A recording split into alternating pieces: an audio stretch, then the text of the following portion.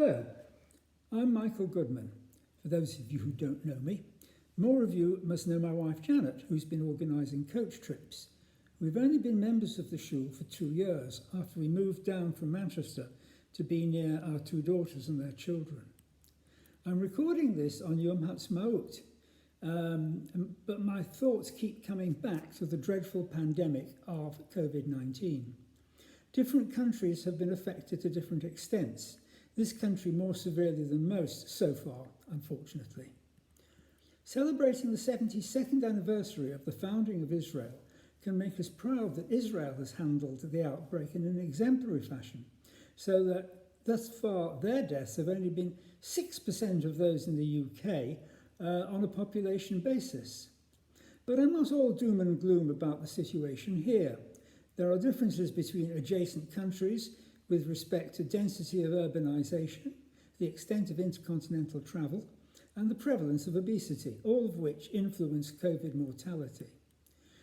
From first-hand experience of having lived in America and France, I'm not convinced that the organisation of public services is any better in those countries than it is here.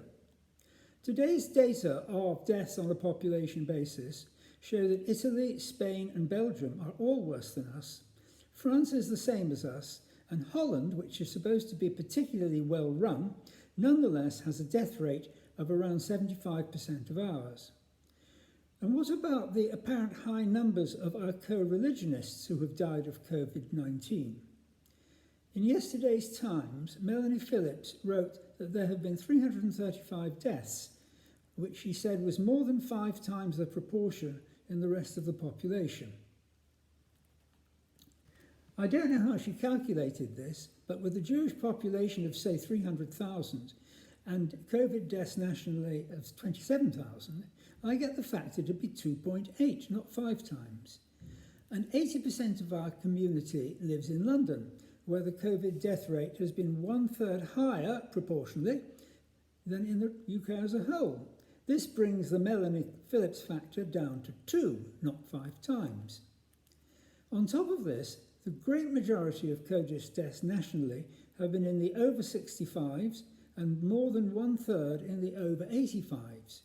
We have proportionately 1/3 more over 65s and double the proportion of over 85s compared to the rest of the population. All these factors taken together must surely account for our high number of COVID deaths. To me, it seems that there is no true Jewish factor, though the large households among the Haredim and the instances of some Haredim ignoring lockdown may be contributory to a small extent. The message I keep telling myself is that pandemics are unfortunately inevitable on account of the biological makeup of humans, the proximity of some to wild animals, and the extent of global travel we've become used to.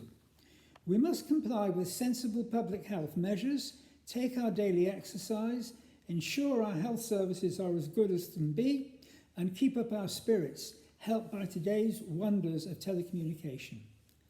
Keep on Zooming. Thank you.